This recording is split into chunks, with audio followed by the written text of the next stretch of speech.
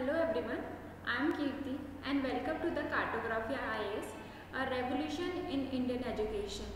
In this lecture we will continue the series that we have started.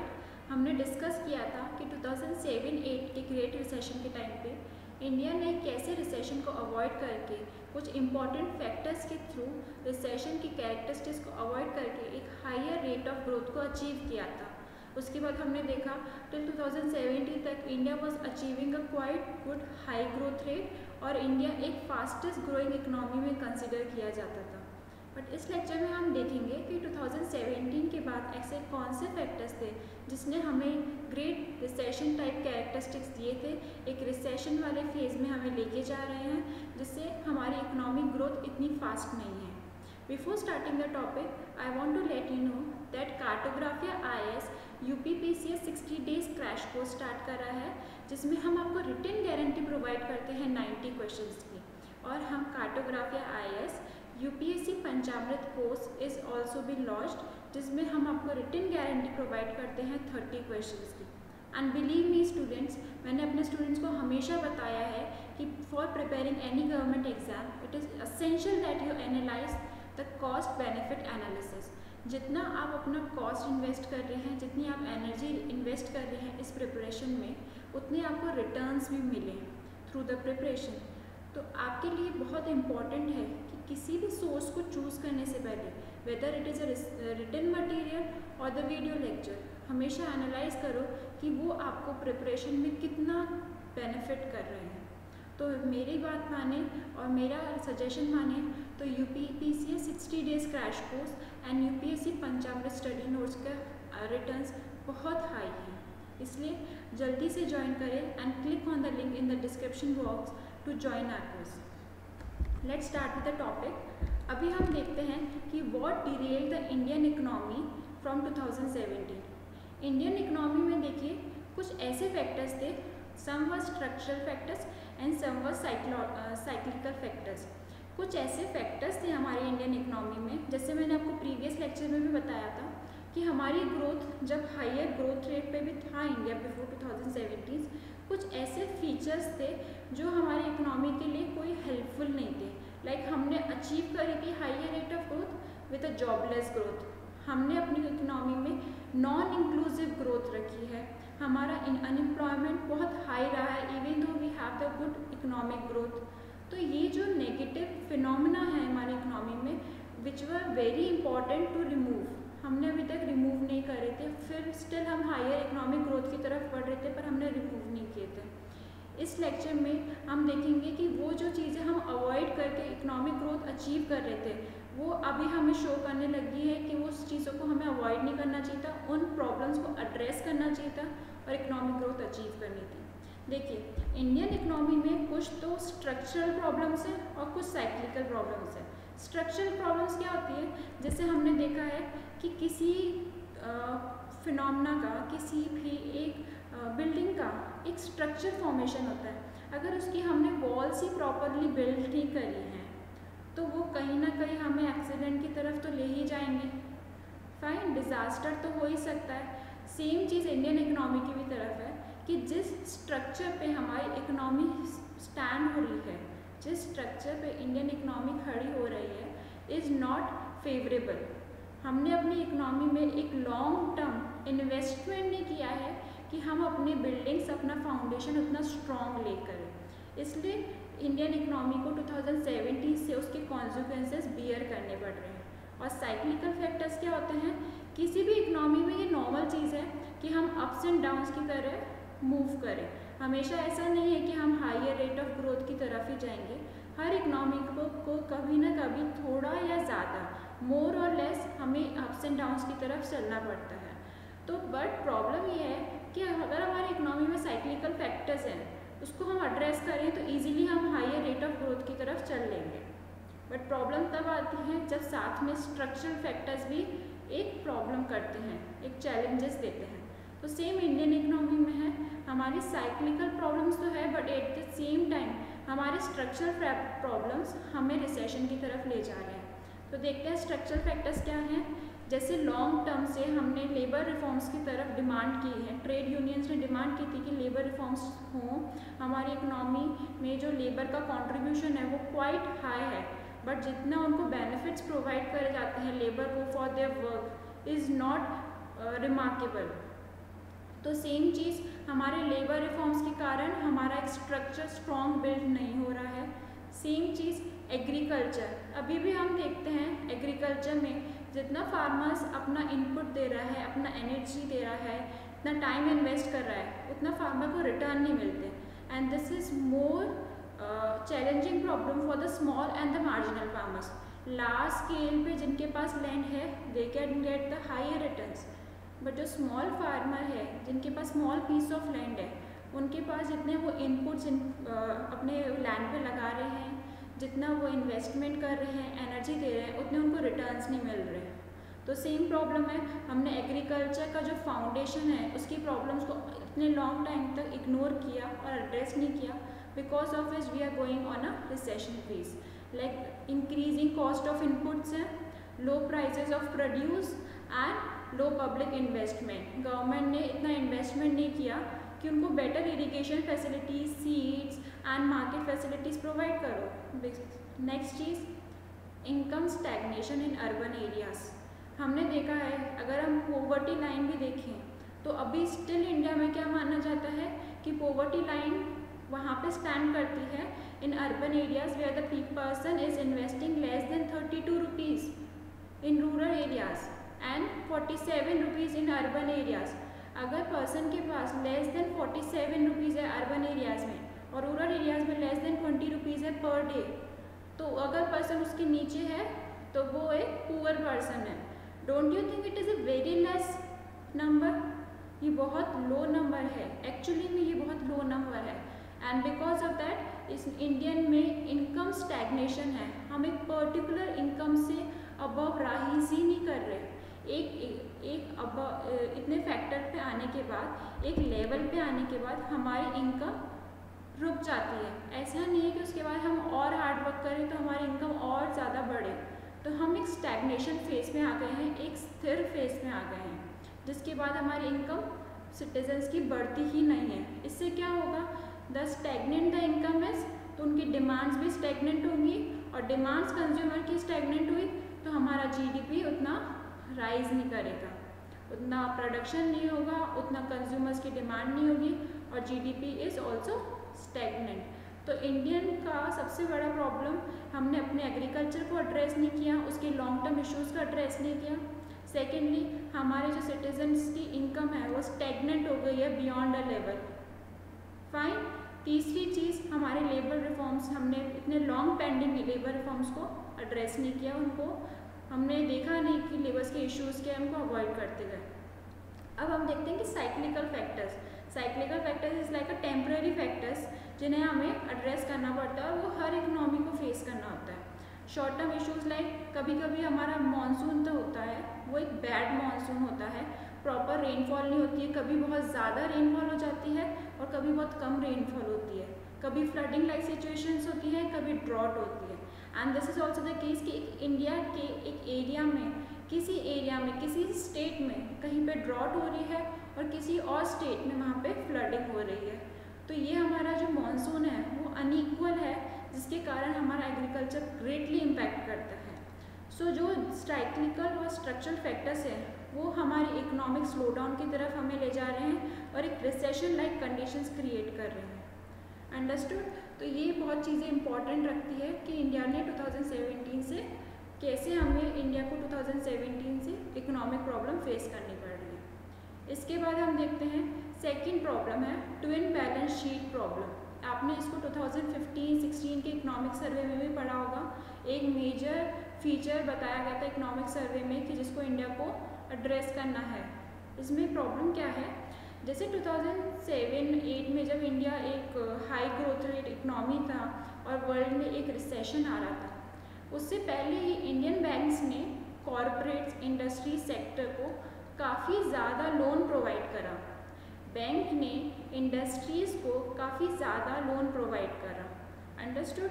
इससे क्या हुआ, ऐसा क्यों किया, उन्होंने जो नॉर्म्स होते हैं, प्रूडेंशियल नॉर्म्स कहा जाता है, मतलब उनको देखना पड़ता है कि हम इतना भी ज़्यादा लोन ऐसा प्रोवाइड नहीं करते ताकि उनको लॉस फेस करना पड़े। तो बैंक्स ने इंडस्ट्रीज़ को अवॉइडिंग द प्रूडेंशियल नॉर्म्स काफ़ी ज़्यादा लोन्स प्रोवाइड कर दिए। पर जैसे ही रिसेशन आया और कंज्यूमर्स का जो डिमांड थी लिटिल कम होने लग गई, एक्सपोर्ट्स कम होने लग गए, इन्वेस्टमेंट कम होने लग गए, तो बैंक्स को काफ़ी ज़्यादा लोन्स का एनपीए फेस करना पड़ा। एनपीए आपको पता है, नॉन परफॉर्मिंग एसेट्स। ये वो लोन्स होते हैं जो industries is not able to repay to the banks. तो जैसे ही इंडस्ट्रीज़ का भी लॉसेस फेस करने पड़े तो जो एनपीएस है बैंक्स के वो स्टार्ट हो गए राइजिंग, इंक्रीज होना स्टार्ट हो गए। इसको कहते हैं ट्विन बैलेंस शीट प्रॉब्लम। तो ये बैंक्स की बैलेंस शीट में भी और इंडस्ट्रीज़ की बैलेंस शीट में भी एक नेगेटिव फैक्टर लाता है कि इंडस्ट्रीज अपना लोन रिपे नहीं कर पा रही और बैंक्स ने भी जो मनी लैंड किया था उनको वो रिटर्न में नहीं मिल रहा। फाइन, तो ये है ट्विन बैलेंस शीट प्रॉब्लम। अब ऐसे केस में क्या होता है ना, अल्टीमेटली जब वो एनपीएस बन जाते हैं तो रेस्क्यू करने के लिए कौन आती है? गवर्नमेंट। और गवर्नमेंट भी बोरो करती है इतना सारा एनपीए को बैंक्स को पे करने के लिए। तो इट्स लाइक गवर्नमेंट अपना फिस्कल डेफिसिट बढ़ा रही है। गवर्नमेंट बोरो कर रही है ताकि जो इंडस्ट्रीज कोलैप्स कर गई है उनका लोन रीपे कर पाए। और वो मनी कहाँ से आता है? हमारे ही टैक्स पेयर्स से आता है। हमारे ही टैक्स पेयर्स के मनी उन इंडस्ट्रीज़ को रेस्क्यू करने के लिए यूटिलाइज करते हैं। ठीक है, तो ये हो गई ट्विन बैलेंस शीट प्रॉब्लम। इसके साथ साथ जब बैंक्स लैंड नहीं कर पा रहे थे तो एक नई एनबीएफसीज क्रिएट हुई थी। एनबीएफसीज वो होती हैं जो बैंक्स की तरह ऑपरेट करती हैं। ऑल्दो ये क्रेडिट इतना ज़्यादा डिपॉजिट फंक्शंस में नहीं आती, बट ये क्या करती हैं? इंडस्ट्रीज़ को मनी लैंड करती हैं। तो एनबीएफसीज ने भी इस टाइम पे 2015-16 में काफ़ी इंडस्ट्रीज़ को बहुत ज़्यादा फाइनेंस किया था। अब ये फाइनेंस करने के बाद क्या हुआ कि ये जो इंडस्ट्रीज़ थी, रियल स्टेट सेक्टर्स थे जिनको एनबीएफसी ने फाइनेंस किया था, ये भी अब रीपे नहीं कर पा रहे थे। अब ये रियल स्टेट सेक्टर्स रीपे क्यों नहीं कर पा रहे थे? Because suddenly the demand for the flats that they have build, जितने उन्होंने घर बनाए थे, कंस्ट्रक्शन किया था, उनका डिमांड कम हो गया था। मैंने अभी आपको बताया इनकम स्टैग्नेशन, इनकम कंज्यूमर्स की कम हो गई, मार्केट में डिमांड कम हो गई।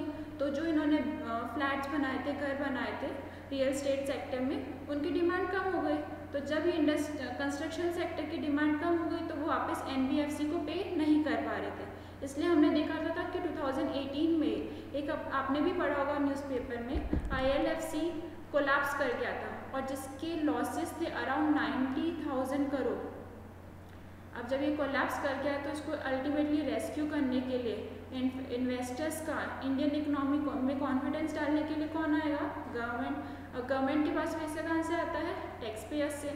तो जब ये दोनों चीज़ें हो गई, बैंक्स की भी बैलेंस शीट में भी प्रॉब्लम आने लगी, एनबीएफसी भी कोलैप्स कर रही है, तो इससे क्या हो रहा है? इंडिया में एक डिरेलमेंट हो रहा है, रिसेशन लाइक फीचर्स आ रहे हैं।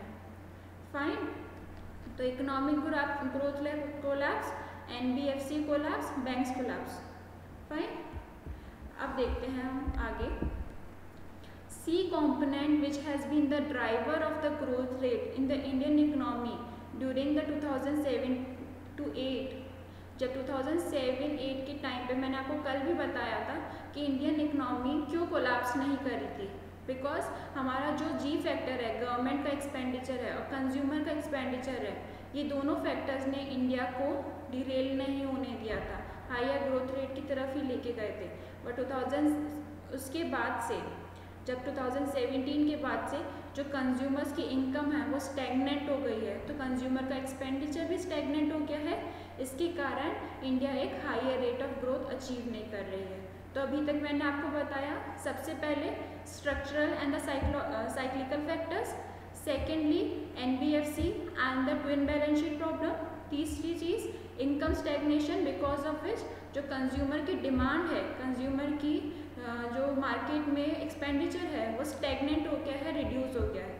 चौथी चीज़ हमने एक्सटर्नली भी देखा है काफ़ी टाइम से, जब से डोनाल्ड ट्रंप भी पावर में आया है अमेरिका में, यूएस और चाइना का एक ट्रेड वॉर चल रहा है। ये वो वॉर है जिसमें ये मिलिट्रली लड़ नहीं रहे, पर एक दूसरे पे सैंक्शंस लगा रहे हैं, एक दूसरे पे टैरिफ्स लगा रहे हैं, because of which this is called the trade war, जहाँ पे ये फिजिकली एक दूसरे से मिलिट्रीली इंगेज नहीं है, बट एक दूसरे पे सैंक्शंस लगा के, टैरिफ्स लगा के एक दूसरे से like hampering each others economy, एक दूसरे को हिट कर रहे हैं इकोनॉमिकली। तो जब से ट्रेड वॉर स्टार्ट हुआ है, इंडिया के एक्सपोर्ट्स काफ़ी रिड्यूस हो गए हैं। और यही बात हो गई, मैंने आपको कल भी बताया था, जीडीपी एक्सपेंडिचर मेथड से एस्टिमेट करने का मेथड क्या है, सी कंज्यूमर्स की demand, I investment, G government का एक्सपेंडिचर और एनएक्स नेट एक्सपोर्ट्स। तो जैसे ही ट्रेड वॉर स्टार्ट हुआ, हमारा इन्वेस्टमेंट भी हैम्पर हुआ है और हमारे एक्सपोर्ट्स भी हैम्पर हुए हैं। तो this is the negative consequence कि हमारी इकोनॉमी में प्रॉब्लम नहीं थी, बट प्रॉब्लम एक्सटर्नली आई है, हमारे गुड्स की कंजम्पशन, हमारे गुड्स की डिमांड रिड्यूस हो गई है। फाइन, तो ये चौथा फैक्टर था। फिफ्थ फैक्टर है, and this is very important factors, हमने कुछ पॉलिसी चेंजेस करे हैं इंडियन इकोनॉमी में। लाइक इंडिया ने 2017 में जीएसटी इंट्रोड्यूस किया था। जीएसटी आप सबको पता है, गुड्स एंड सर्विस टैक्स। इसमें क्या होता है, पहले इंडियन इकोनॉमी एक लार्जली इनफॉर्मल इकोनॉमी थी, जहाँ पे बिजनेसेस लोग इतना ज़्यादा अपने अकाउंट्स मेंटेन नहीं रखते थे। बट जैसे ही जीएसटी इम्प्लीमेंट हुआ, now business has to properly keep the accounts. इसमें क्या होता है कि जैसे ही एक पर्सन अपना टैक्स पे करता है तो उसको एक रिटर्न्स मिलते हैं, ठीक है, उसको प्रॉपरली रिकॉर्ड्स रखने पड़ते हैं, जिसको कहते हैं इनपुट रिटर्न्स। इससे जीएसटी का जब टाइमिंग था 2017 में, इससे क्या हुआ, जो सारे बिजनेसेस थे उनको अपने अकाउंट्स मेंटेन करने में, अपने टैक्स को प्रॉपरली सेटअप करने में काफ़ी टाइम लगा, उस सिस्टम को एडजस्ट करने के लिए। तो ये हुआ पॉलिसी चेंजेस। हमने जीएसटी इंट्रोड्यूस किया तो बिजनेसेस को कहीं समवॉट शॉक लगा, बिकॉज उनका अभी स्ट्रक्चर इतना एडजस्टेबल नहीं था उसके अकॉर्डिंग। सेकेंडली 2016 में डिमोनेटाइजेशन आया। फाइन, तो काफ़ी सारे जो इन्वेस्टमेंट, जो प्रीवियसली इन्वेस्टमेंट इंडिया में आता था, मे बी वो ब्लैक मनी से भी आता हो, पर वो जब इंडिया में आता था, एक भी एग्जाम्पल हम ले लेते हैं, ब्लैक मनी के थ्रू ही आया। बट क्या होता था, सपोज मैं एग्जाम्पल देती हूँ आपको, फिल्म इंडस्ट्री में कहते हैं कि काफ़ी ज़्यादा जो मूवीज़ बनाई जाती है वो ब्लैक मनी से बनाई जाती है। फाइन, बट उससे होता क्या है, एक फिल्म बन गई, अब फिल्म जब मार्केट में जाएंगी तो टिकट्स परचेज होंगी, प्रमोशन होगा, एडवर्टीजमेंट होगा, पर उससे जो मनी जनरेट हो रहा है, उस ब्लैक मनी से जो इनकम जनरेट हो रही है, वो तो वाइट मनी है। अब इन सब से क्या आसपास वाले लोगों को एम्प्लॉयमेंट मिला, उनकी वेजेस बढ़ी, उनकी सैलरी बढ़ी, तो वो तो वाइट इकनॉमी हो गई। तो कहीं ना कहीं इकोनॉमिक ग्रोथ में वो हेल्प ही कर रहा था। फाइन, बट जब से डिमोनेटाइजेशन आया, इस ब्लैक मनी पे समवॉट कंट्रोल हो गया। फाइन, और बहुत सारे ऐसे भी सेक्टर्स थे, जैसे लगे इनफॉर्मल सेक्टर्स थे हमारे इंडिया में, जो पुअर पीपल थे, जो इस डिमोनेटाइजेशन को एक्सेप्ट नहीं कर पाए। फाइन, तो इसके कारण हमारा प्रोडक्शन, हमारा जीडीपी लिटिल इम्पैक्ट हुआ। फाइन, इसके बाद हमने करप्शन के लिए भी बहुत सारे मेजर्स लिए थे, हमने कैशलेस इकोनॉमी की तरफ मूव करने के लिए जो भी स्टेप्स लिए थे, ये जो पॉलिसी चेंजेस किए हैं हमने, उससे जीडीपी की ग्रोथ पे इम्पैक्ट पड़ा है। बिकॉज जीडीपी से, जीएसटी से, जैसे जीएसटी से मैन्युफैक्चरर्स को इम्पैक्ट हुआ है, डिमोनेटाइजेशन से all the common citizens of India, और जो करप्शन के लिए भी मेजर्स लिए गए हैं, उससे लोगों को काफ़ी इम्पैक्ट हुआ है, वो एक्सेप्ट नहीं कर पाए उस चीज़ों को, इसलिए ये policy changes were harming us. But long term के लिए गवर्नमेंट ने सोचा था कि ये अच्छे हैं, बट जो शॉर्ट टर्म में हमें जो उसने शॉक वेव जनरेट करी है इंडियन इकोनॉमी में, उनको भी टाइम लगेगा एडजस्ट करने में। इसके बाद हम देखते हैं कि जो गवर्नमेंट ने इस टाइम पे एडमिनिस्ट्रेशन में, डिफेंस में एक्सपेंडिचर किया है, वो तो उसी ने ही अभी तक इंडियन इकोनॉमी को 2017 तक अपहोल्ड करा हुआ है, शॉक ऐसा इतना डिस्टेबलाइज नहीं होने दिया। बिकॉज कंज्यूमर का एक्सपेंडिचर कम हो गया है, एक्सपोर्ट्स कम हो गए हैं, और जो गवर्नमेंट का एक्सपेंडिचर है उस in the defence sector, in the public administration, उन्होंने इंडियन इकोनॉमी को फॉल नहीं होने दिया। फाइन, तो गवर्नमेंट ने जितना एक्सपेंडिचर डिफेंस और एडमिनिस्ट्रेशन में किया है, वो पब्लिक हमारी जीडीपी ग्रोथ को एक स्ट्रॉन्ग बना के रखी है। इसके बाद हमने देखा कि मैन्युफैक्चरिंग सेक्टर और कंस्ट्रक्शन एक्टिविटी मैंने आपको बताया NBFC क्यों फॉल हुई थी, बिकॉज कंस्ट्रक्शन एक्टिविटी की और मैन्युफैक्चरिंग सेक्टर की ग्रोथ डिक्रीज हुई है। फाइन, ये सारे हमारे फैक्टर्स थे। तो 2017 के आसपास ऐसे कौन कौन से फैक्टर्स थे जिन्होंने इंडियन इकोनॉमी को समवॉट स्लो कर दिया है, रिसेशन के थ्रू लेके गया। सबसे पहले मैंने आपको बताया cyclical and the structural factors, फिर मैंने आपको बताया ट्विन बैलेंस शीट प्रॉब्लम, उसके बाद मैंने आपको बताया कि जो हमारी इनकम स्टैग्नेशन है उसके कारण C component consumption expenditure component weak हुआ है। उसके बाद मैंने बताया एक्सटर्नली इंडिया को इम्पैक्ट हुआ है US चाइना की ट्रेड वॉर से। उसके बाद मैंने बताया कि इंडिया की जो टाइमिंग थी कुछ पॉलिसी चेंजेस लाने को, इंडिया की जो टाइमिंग थी GST और डिमोनेटाइजेशन को इंट्रोड्यूस करने की वॉज नॉट करेक्ट। तो इस पब्लिक एडमिनिस्ट्रेशन के अलावा, डिफेंस के अलावा ऐसा कोई से भी फैक्टर्स नहीं थे जिन पे एक्सपेंडिचर बहुत ज़्यादा ड्रास्टिकली इम्प्रूव हुआ हो। पब्लिक एडमिनिस्ट्रेशन और डिफेंस के अलावा ऐसे कोई भी फैक्टर्स नहीं थे जिनमें एक्सपेंडिचर इतना बढ़ रहा हो जिसके कारण इंडियन इकोनॉमी डिरेल हुई। उसके बाद मैंने आपको बताया कि मैन्युफैक्चरिंग और कंस्ट्रक्शन एक्टिविटी में एक डिक्रीजिंग ट्रेंड आया। तो ये सारे फैक्टर्स आपको बहुत अच्छे से याद रखने पड़ेंगे, बिकॉज प्री या मेंस ये स्टेटमेंट फॉर्म में भी आ सकते हैं और पॉइंट वाइज भी आ सकते हैं। तो आपको बहुत अच्छे से याद रखना है कि लॉजिकली कि कौन कौन सी चीज़ों ने हमें स्लो डाउन की तरफ ले गए हैं। इसके बाद हम देखते हैं कि फ्यूचर ब्राइट प्रोस्पेक्ट, ऐसे कौन से फैक्टर है जो हमें पॉजिटिव एनर्जी जनरेट करते हैं हमारे में कि नहीं, इंडियन इकोनॉमी समवेयर आफ्टर 1 और 2 ईयर अगेन ग्रोथ की तरफ जाएगी। ऐसे कौन सी चीज़ें? सबसे अच्छी चीज़ हमें यह है कि हमारी जो GDP है वो इंक्रीज कर रही है because of the 8 core sectors of the economy. 8 core sectors बहुत अच्छे से याद रखना, प्रीलिम्स में भी पूछा जाता है कि कौन से 8 sectors of the Indian economy हैं। सबसे पहले है coal, crude oil, natural gas, refinery. Refinery आपको पता है ना, इंडिया सारा अपना जो पेट्रोल डीजल होता है वो तो बाहर से इंपोर्ट करता है, पर इंडिया में गुड रिफाइनरी फैसिलिटी है। बिकॉज ऑफ विच इंडिया अपने प्रोडक्ट्स को रिफाइन करने में, इम्प्योरिटीज़ रिमूव करने में बहुत अच्छा मार्केट है। सेकेंडली, इंडिया वो वेस्ट प्रोडक्ट्स जो होते हैं, डीजल और जो पेट्रोल होते हैं, उनसे जो वेस्ट प्रोडक्ट्स होते हैं उनसे भी काफ़ी अच्छी चीज़ें बना लेता है, लाइक जेल बना लेता है, लाइक जो बहुत सारी चीज़ें बना लेता है जो वेस्ट प्रोडक्ट से भी। Now steel sector, cement, fertiliser and electricity. So you have to remember this by heart कि कौन कौन सी इंडस्ट्रीज 8 कोर सेक्टर्स में आती हैं। Coal, crude oil, natural gas, refinery, steel, cement, fertiliser and electricity. और इन सारे सेक्टर्स में लास्ट 2 क्वार्टर से कॉन्सिक्वेंटली ग्रोथ देखा गया है, जिससे हमें दिखा रहा है कि जैसे कोल का सेक्टर सपोज करो इम्प्रूव हुआ है, इसका प्रोडक्शन इंक्रीज हुआ है, तो ये कोल जाएगा कहाँ पे? इंडस्ट्रीज़ के पास। इंडस्ट्रीज़ का जैसे ही प्रोडक्शन इम्प्रूव हुआ तो ये क्या करेगा? हमारा GDP इंक्रीज करेगा, तो ग्रोथ हुआ, ये हमें बताता है। देखिए क्रूड ऑयल, जैसे ही क्रूड ऑयल इंक्रीज हुआ, कॉमन कंज्यूमर्स की तो डिमांड उतनी ऑलमोस्ट लाइक सेम ही रहती है अपने व्हीकल्स में डालने की, पर सोचो जैसे ही क्रूड ऑयल इंक्रीज होगा किधर जाएगा? इंडस्ट्रीज़ के पास। इंडस्ट्रीज़ क्या करेगी? Higher production. Higher production means GDP। तो ये सारे फैक्टर्स समवॉट हमें शो कर रहे हैं कि हमारा इंडस्ट्रियल प्रोडक्शन इंक्रीज हो रहा है, और इंडस्ट्रियल प्रोडक्शन जैसे इंक्रीज होगा GDP इंक्रीज होगा, GDP इंक्रीज होगा, कंज्यूमर्स की इनकम इंक्रीज होगी, जिससे हायर कंजम्पशन होगा। फाइन। नाउ इसके बाद हमने ये भी देखा है कि गवर्नमेंट ने नेशनल इंफ्रास्ट्रक्चर पाइपलाइन इंट्रोड्यूस किया है। इससे क्या होता है? गवर्नमेंट इंफ्रास्ट्रक्चर प्रोजेक्ट्स लॉन्च कर रही है, लाइक रोड बिल्ड करना, अभी अपन ने देखा था फ्राइट कॉरिडोर बिल्ड करना। इससे क्या होता है कि जैसे ही गवर्नमेंट ने इंफ्रास्ट्रक्चर प्रोजेक्ट्स लॉन्च किए, जो इन्वेस्टर्स हैं they will be readily investing in Indian market, because उनको एक बेटर फैसिलिटीज़ दिख रही है अपनी कंपनीज, अपने फैक्ट्री स्टैब्लिश करने के लिए। तो ये सबसे इम्पॉर्टेंट फैक्टर है कि जैसे ही इंफ्रास्ट्रक्चर पे इन्वेस्टमेंट हुआ, हायर प्रोडक्शन होगा, हायर प्रोडक्शन होगा, GDP इंक्रीज होगी।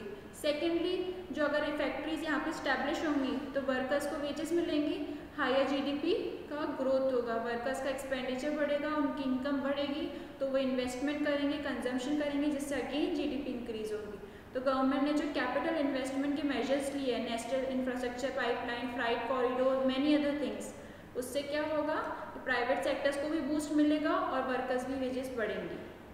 फाइन। इसके बाद गवर्नमेंट ने जैसे insolvency and bankruptcy code launch किया था, जीएसटी लाया है, जैम लाया है, ट्राइनिटी।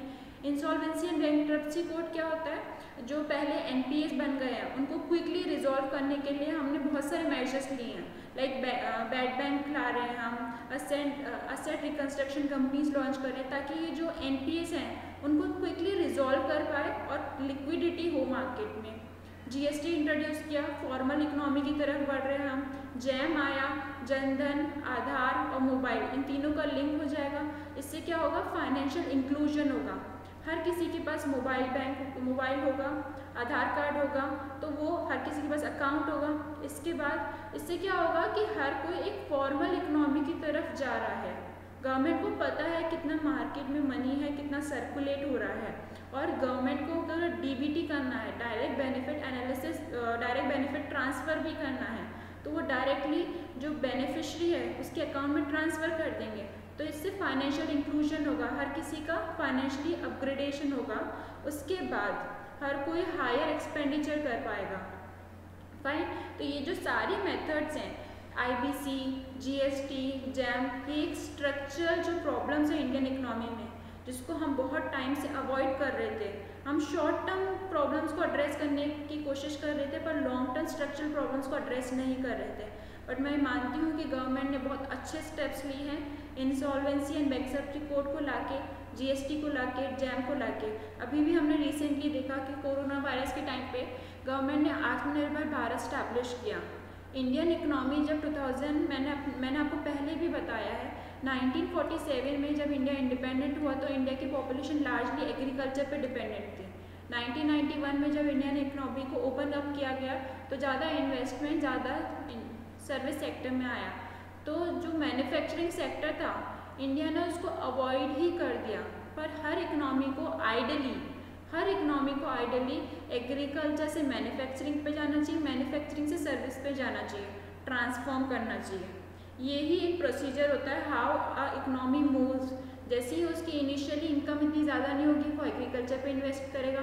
जब एग्रीकल्चर सेक्टर डेवलप हो जाएगा तो हायर मैन्युफैक्चरिंग की तरफ बढ़ेंगे, प्रोसेस करेंगे फूड को, और जैसे ही मैन्युफैक्चरिंग से राइज करे, इनकम राइज करी, सर्विस सेक्टर में एम्प्लॉय करेंगे। पर इंडियन इकोनॉमी ने क्या किया, एग्रीकल्चर से सीधा सर्विस सेक्टर पे आकर मैन्युफैक्चरिंग को अवॉइड ही कर दिया। जब मैन्युफैक्चरिंग सेक्टर अवॉइड हो गया, इसका मतलब क्या हुआ, हम अपना सारा कंजम्पशन के लिए, सारा तो नहीं कहा जाएगा पर most of the items for the consumption हम क्या कर रहे हैं, बाहर वाली कंट्री से इम्पोर्ट कर रहे हैं। इम्पोर्ट करने का रीज़न क्या हो जाए, इम्पोर्ट करने के कॉन्सिक्वेंस क्या होगा, हम इम्पोर्ट से अपना ज़्यादा मनी, अपना रुपी बाहर वाली कंट्रीज़ को पे कर रहे हैं, जहाँ पे हमें खुद मैन्युफैक्चर करना चाहिए था, अपने एक्सपोर्ट्स बढ़ाने चाहिए थे, हमने उसकी जगह इंपोर्ट्स बढ़ा दिए। तो ये हमारा मैन्युफैक्चरिंग सेक्टर इंपोर्ट हुआ। पर मैं मानती हूँ आत्मनिर्भर भारत अगर सक्सेसफुल रहा, हमारा मैन्युफैक्चरिंग सेक्टर बूस्ट हुआ, तो इंडियन इकोनॉमी को बहुत हेल्प करेगा। ठीक है, तो ये सारे जो स्ट्रक्चरल मेथड्स हैं जिनको गवर्नमेंट एड्रेस करने की कोशिश कर रही है थ्रू आईबीसी, एनपीएस को एड्रेस कर रही है, जीएसटी से हम फॉर्मलाइजेशन ऑफ इंडियन इकोनॉमी पे जा रहे हैं, जैम से हम फाइनेंशियल इंक्लूजन कर रहे हैं, आत्मनिर्भर से हम मैन्युफैक्चरिंग सेक्टर को बूस्ट कर रहे हैं। ये सारे फैक्टर्स हमें कहीं ना कहीं बहुत हेल्प करेंगे जो रिसेशन वाले फेज आ रहा है हमारे इंडियन इकोनॉमी में 2017 से जो हमारा स्लो डाउन वाला फेस आ रहा है, इसको एड्रेस करने के लिए इन 1 और 2 year it will give us a good returns. Fine.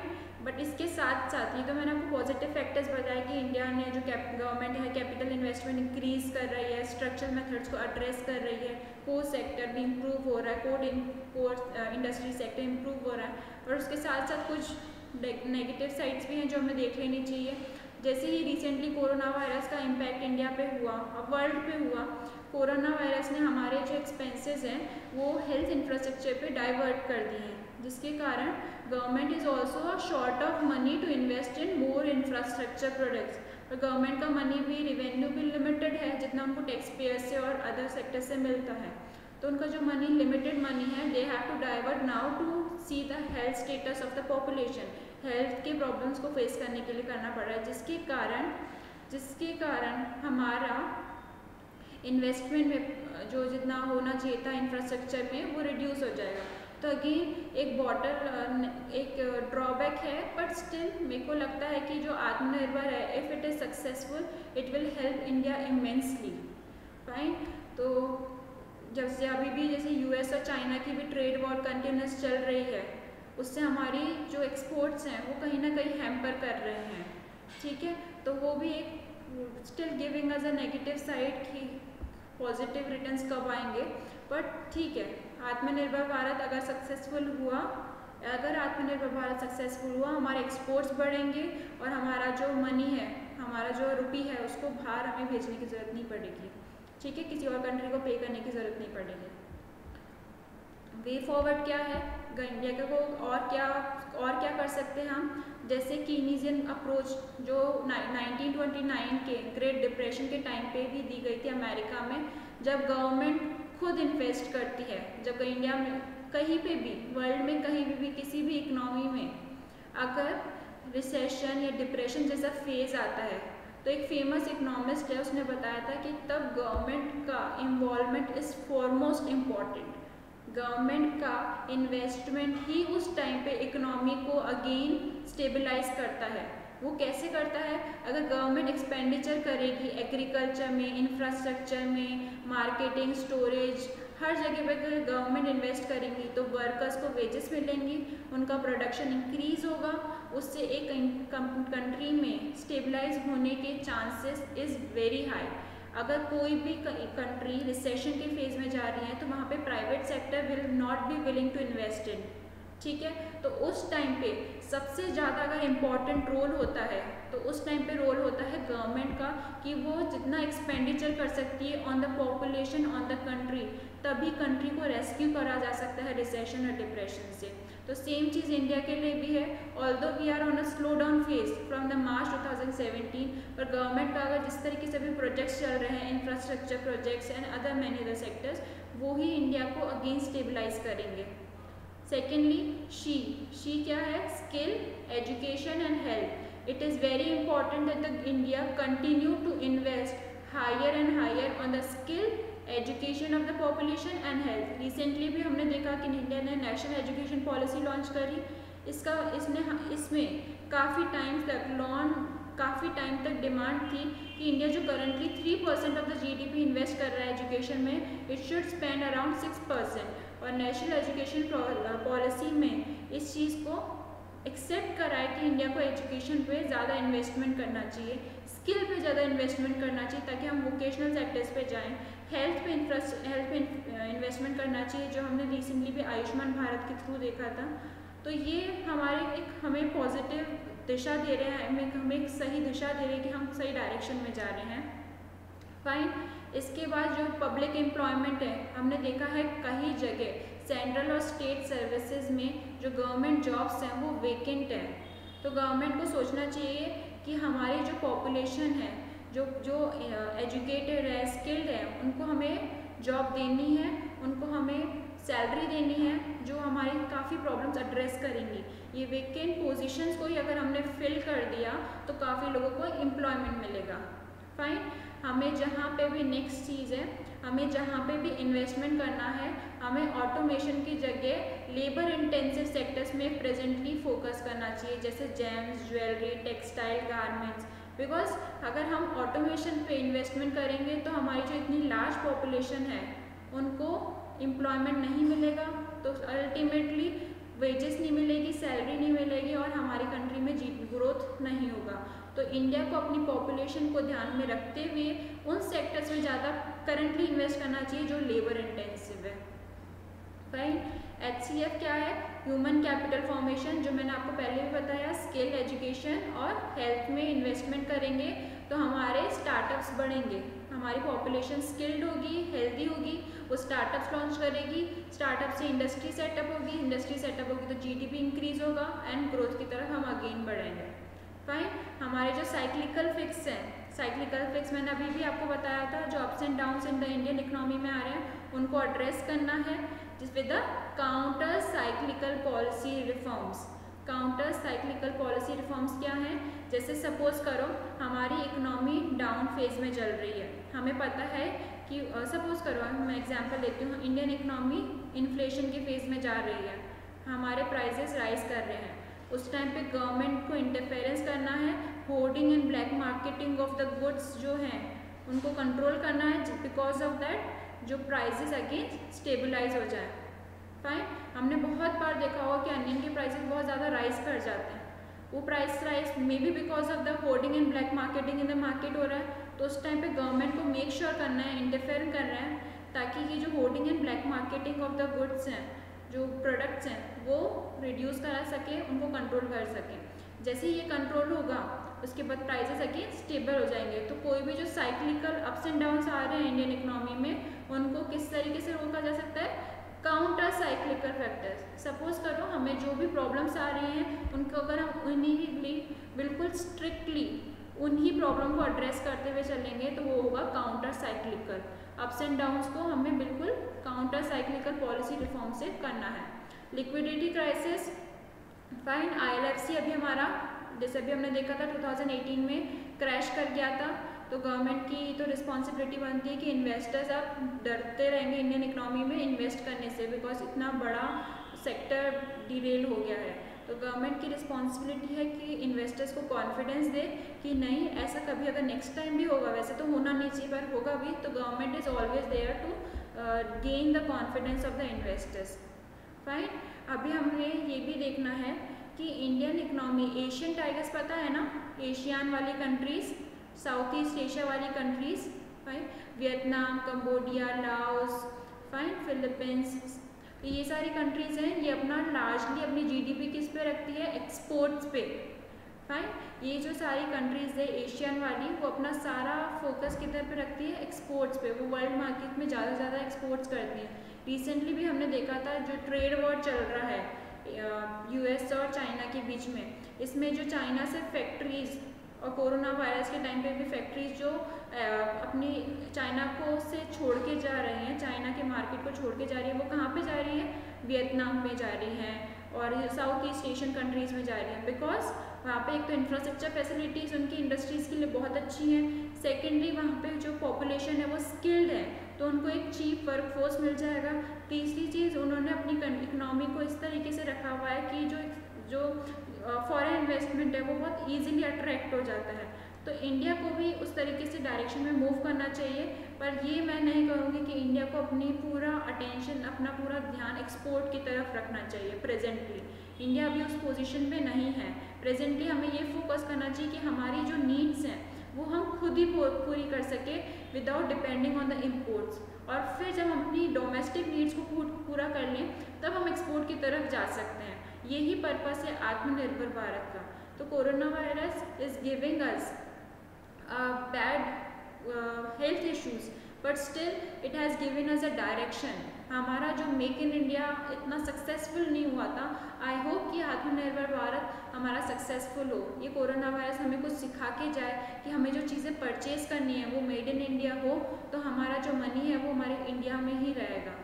Fine, और वो बहुत सारे सेक्टर्स को हेल्प करता है। जो वो चीज़ें मैन्युफैक्चर होती हैं उनसे वर्कर्स काम करते हैं, वर्कर्स को वेजेस मिलती है, वर्कर्स की फैमिली की लाइफ कंडीशन इंप्रूव होती है, एंड मैनी अदर थिंग्स। तो हमें ये याद रखना है कि जो भी चीज़ें हम परचेज करें, we see that it should be made in India, India में बनी हो और इंडिया में ही वो मनी सर्कुलेट हो। फाइन, सेकेंडली हमें ये भी बहुत अच्छे से ध्यान रखना है कि मनरेगा के जितने ज़्यादा प्रोजेक्ट्स लॉन्च होंगे रूरल सेक्टर्स को उतना ज़्यादा एम्प्लॉयमेंट मिलेगा। रूरल सेक्टर अगर स्टेबल होगा, रूरल सेक्टर जैसे गांधी जी भी कह के गए थे कि हमारी जो पॉपुलेशन है वो लार्जली रूरल एरियाज़ में रहती है, जब तक हमारा रूरल एरियाज़ एक स्टेबल फेज़ में नहीं होगा, फ्लरिशिंग फेज़ में नहीं होगा, तब तक हम किसी भी कंट्री को प्रोग्रेस की तरफ मूव करते हुए नहीं एक्सपेक्ट कर सकते।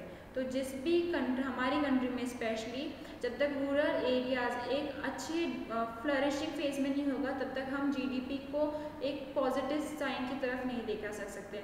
इसके लिए रूरल एरियाज़ में लार्जली एग्रीकल्चर में लोग एम्प्लॉय होते हैं, और कहाँ पे होते हैं? जो कंस्ट्रक्शन वर्क में। तो हमें more and more MNREGA projects, जो मनरेगा में जो कंस्ट्रक्शन होता है वो प्रोजेक्ट्स लॉन्च करने चाहिए, ताकि हमारा रूरल सेक्टर एक फ्लरिशिंग स्टेज में हो, वहाँ की पॉपुलेशन एक प्रॉपर लिविंग रह रही हो, उनके पास प्रॉपर वेजेस हो, उनके पास प्रॉपरली मंथली इनकम हो।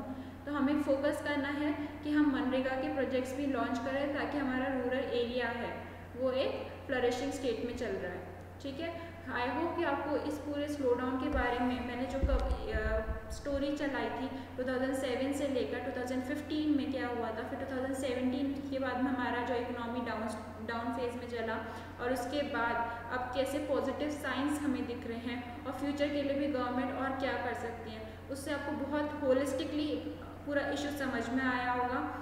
ठीक है, आपको जो भी मुझे प्रॉब्लम लगती है आप कमेंट सेक्शन में मुझसे पूछ सकते हैं। I will answer your questions. Thanks for listening and study well.